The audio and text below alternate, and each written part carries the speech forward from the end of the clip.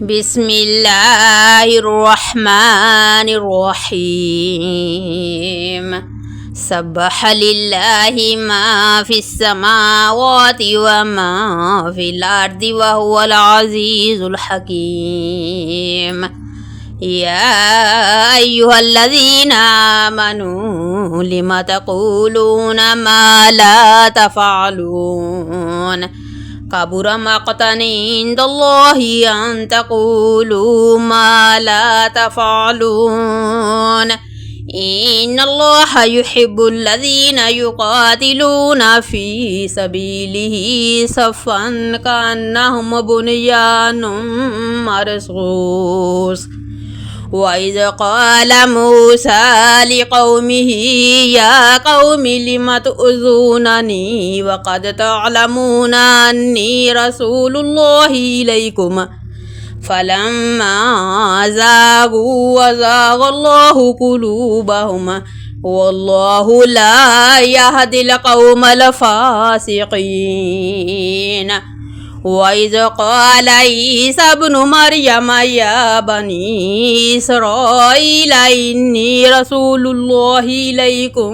مصدقا لما بين يدي من التوراة ومبشرا برسول يأتي من بعد اسمه أحمد فلما جاءهم بالبينات قالوا هذا سحر مبين ومن أظلم ممن افترى على الله الكذب وهو يدعى إلى الإسلام والله لا يهدي القوم الظالمين يريدون ليطفئوا نور الله بأفواههم والله متم نوره ولو كره الكافرون هو الذي أرسل رسوله بالهدى ودين الحق ليظهره على الدين كله ولو كره المشركون يا أيها الذين آمنوا هل أدلكم على تجارة تنجيكم من عذاب أليم تؤمنون بالله ورسوله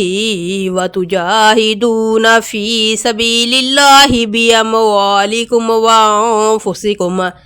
ذلكم خير لكم إن كنتم تعلمون يغفر لكم ذنوبكم ويدخلكم جنات تجري من تحتها الأنهار ومساكن طيبة في جنات عدن ذلك الفوز العظيم وأخرى تحبونها نصر من الله وفتح قريب وبشر المؤمنين يا أيها الذين آمنوا كونوا أنصار الله كما قال عيسى ابن مريم للحواريين من أنصاري إلى الله قال الحواريون نحن أنصار الله فآمنت طائفة من بني إسرائيل وكفرت طائفة فأيدنا الذين آمنوا على عدوهم فأصبحوا ظاهرين.